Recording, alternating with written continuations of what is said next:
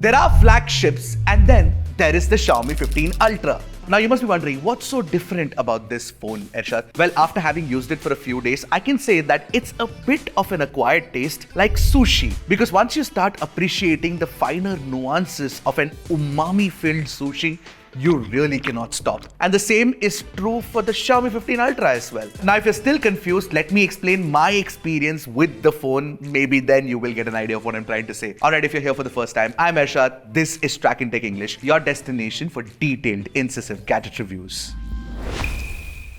Now, obviously, it makes sense to start with the cameras, and I'm glad about the fact that the Xiaomi 15 Ultra is currently the only 2025 flagship with a proper 1-inch sensor for the primary camera. But you know that variable aperture that you got with the 1-inch sensor on the Xiaomi 14 Ultra, that has been removed with the 15 Ultra now. That could also be because Xiaomi wanted to make space for this periscope camera, which is a new 200 megapixel HP9 sensor with 4.3x optical zoom. There are two more cameras on the rear. There's a 3x telephoto with 70mm focal length, and you also do get a 50MP ultra wide, and at the front you get a 32 megapixel selfie camera. This is definitely the most versatile, capable and usable set of camera hardware on any flagship smartphone today for sure. Anyway, not just me but also Sajid, the both of us have been shooting a lot with the phone, and here's what we saw with the camera samples that we got. So the 1-inch sensor pulls in more details than most other Android flagship camera phones out there. Obviously, it is definitely a details monster, and I'm a huge fan of the 1-inch sensor, and I'm kind of disappointed that some other brands have moved away from it. And my love for that 1-inch sensor is despite the fact that the attached lens has a wide aperture that makes the focus fall off really quickly. I know that a lot of people don't like this, but I don't really care. The photos look very detailed and very good. Even at close distance, just keep the subject a little away. Xiaomi also seems to have worked really hard on the HDR tuning, which was a problem that I had with the previous Ultra phone. In landscape shots and in auto mode, the dynamic range seems to extend wide into the highlights and fairly deep into the shadows. The look is slightly contrasty, but it definitely looks impressive. It still does tend to blow the highlights out sometimes and add some HDR bloom around the face when shot against a harsh backlight. Although these instances are far and few in between, so I can take it. I still like the HDR performance. Xiaomi also leans heavily on that Leica look, considering there is a Leica collaboration, of course. The Leica Vibrant look is the default color setting used for pictures. It is generally punchy and attractive to look at, but not necessarily a neutral color science. Now, if you think the Leica Authentic look will be able to achieve that, then you'd be wrong, because the Leica Authentic look emulates the actual Leica camera's look, and it has a reduced vignetting correction. So you will see a vignette around the image, which is basically like the darker portion that you see at the corners. This characteristic Leica look is great for street photography, and I know a lot of photographers who love it. Now, obviously, I'm not a huge fan of it because I don't do a lot of street photography, but if I did, I would definitely use this a lot. In any case, truth be told, the auto color tuning won't matter a lot, especially for photographers who know their way around the manual or the pro mode, because the pro mode on the 15 Ultra is goated. Of course, you get the standard EV, shutter speed, ISO, white balance and manual focus adjustment options, but over and above that, you also do get parameter presets. Basically, you have 3 parameter presets that are available by default. For example, there's a slow shutter speed, quick snap and documentary. But the best part is that you can also create your custom ones. For example, I created one that looks like a film grade, like the orange and teal look. I don't think I did a really good job with it, but yeah, you can do that as well. And this is really excellent, considering that you can do these kind of adjustments and create presets in the camera app itself. Now, moving on to the pictures of people that I took, they're nice and detailed with sharp textures as well, considering that the 1x camera and the telephoto, the 4.3x, are really crisp when it comes to taking shots. But the skin tones can sometimes feel inconsistent. Now, I have a solution for that. You can create a custom parameter preset for skin tones in the Pro mode. The master portrait mode is very good, and you can shoot at 1x, 2x, 3x and 4.3x. It would have been nice if Xiaomi could actually turn this into focal lengths instead of saying 1x, 2x, 3x, 4x, 4.3x, but I still like the fact that you can actually shoot at optical zoom with the portrait camera, because you get the most amount of details then. In low light, I don't know if the 15 Ultra is night god or not, but the images do look impressive. Especially look at this comparison sample with the S25 Ultra. The amount of details it pulls in, the correct white balance it has, and the exposure itself is so much better on the 15 Ultra. And in extreme low light scenarios where the pictures can look extremely dark, Xiaomi does a very good job of, pulling out as much details as possible using that large 1-inch sensor that it has. And it wipes out the noise, but not the details. So the algorithm does a very good job here. The ultrawide is also pretty capable, both in daylight and in low light. We got some really good perspectives with it. Plus it maintains good consistency in colors with the primary camera as well. Now zoom is where, of course, Xiaomi has made big strides with the 15 Ultra. Up till 4.3x or 100mm, Xiaomi pulls a lot of details and fine textures. So basically at 2x, 3x, 4.3x, I like the photos that we got with it. Even at longer zoom ranges like at 10x, Xiaomi 15 Ultra is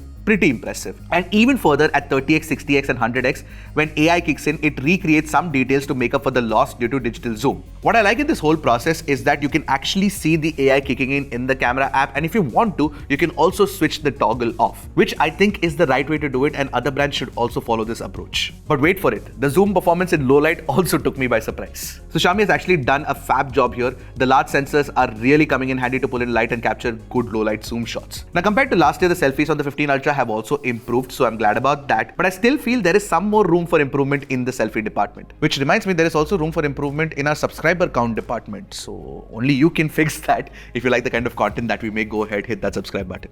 Now video recording has been largely upgraded too. Of course, you get 4K 60fps video recording capabilities with all the sensors. Dolby Vision video recording is also available on all the cameras but the selfie camera, and you also get 4K 120fps with the primary and the periscope. The stabilization is fantastic, and so is the sound recording. We're walking with it.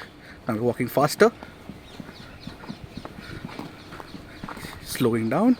Plus, for the first time on a phone, you get the option to shoot ACES lock capabilities, basically film level videography, which is good. Undoubtedly, the Xiaomi 15 Ultra is a great tool for making great photographs. And you know what? The camera app is just loaded with so many features, and there are these tiny things that it does that I really like. For example, you can actually change the look of the shutter button, especially when you use the fast shot mode. In fact, you can add your own image, and I've made it to look like a Diet Coke. So yeah, it's definitely one of the best tools for photography right now in the market.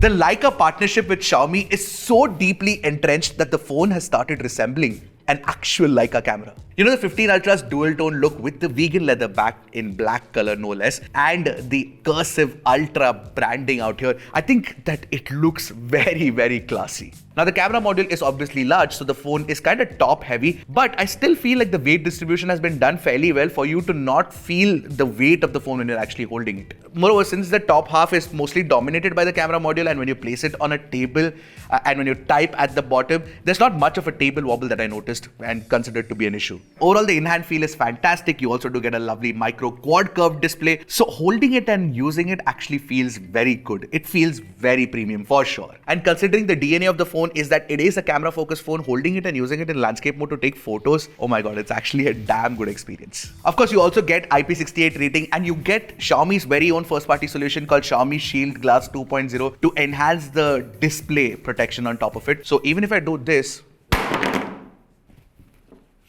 nothing should happen to it. Last year's 14 Ultra had the first version of Xiaomi Shield, and in our experience of using that phone, it has actually held up really well. So the drop protection is actually pretty good, and there are very few scratches to show for in the display itself. So 2.0 should be even better, and I like Xiaomi's custom solution here. Another aspect of the Xiaomi 15 Ultra that I really loved and I think is a huge advantage on this phone is definitely this gorgeous, stunning AMOLED panel that you get with it. Now this is a very vibrant panel when you want it, and in the original Pro Color mode, it's also very accurate when you want it. Moreover, Xiaomi doesn't compromise on any of the certifications that you'd need. You get support for Dolby Vision, you also do get support for Dolby Atmos. And when we watch Dolby Vision content on Netflix and regular HDR10 content on YouTube, what we noticed is that the HDR tuning has been done really well. There's a very good control over the, highlights and the shadows. This is very premium grade HDR tuning. Because in certain flagship phones, when you're watching content on Netflix, for example, something like Stranger Things, then sometimes skin tones can look reddish, which is not a problem with the Xiaomi 15 Ultra.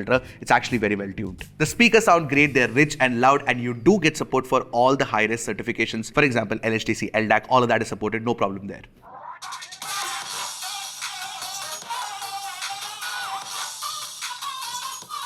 I also love absolutely love the haptic feedback on the 15 Ultra. It's a proper premium haptic feedback experience that you get with it. And within HyperOS 2.0 itself, there are a lot of places where you can actually feel it. The system UI tuning with the vibrations have been done really, really well. It's very tight, it's precise, and it's crisp. I kind of love it. All right, now time to talk about the performance of the phone. And it's got your 2025 flagship staples. For example, you get Snapdragon 8 Elite, you get UFS 4.1 storage, and LPDDR5X RAM type as well. But Xiaomi's tuning of these specs is kind of conservative. Basically, it tries to ensure that the phone doesn't get too hot and it doesn't lose too much battery life, which is evident from the Antutu and Geekbench that you can see on your screen right now. The good thing is when I played Genshin Impact for 30 minutes, the performance was actually pretty decent because I got an average of over 59 FPS and the temperatures peaked at 42 degrees. It didn't even cross 45 degrees, which is good. In fact, after testing the 15 Ultra, I felt like it is definitely running cooler than the 14 Ultra. Battery inside is a 5410 mAh unit with 90 watt wired charging speeds and 80 watt wireless charging speeds. I'm yet to test the battery life in detail, so stay tuned for my detailed review of the phone so that you can get a better perspective of it. Now, software, of course, is HyperOS 2.0 based on Android 15, and Xiaomi is promising 4 years of software updates and 6 years of security updates as well. The good thing is there are not too many pre-installed third-party apps or unwanted apps. Also, whatever's pre-installed, you can actually uninstall it. So it's like a clean install. I kind of like it. Plus, you know what? HyperOS 2.0 is an animations monster. It's very smooth. It's got parallel animations. It runs without any stutter whatsoever. You get a bunch of AI features too. You get AI writing for cleaning up your grammar. You get AI subtitles and interpreter.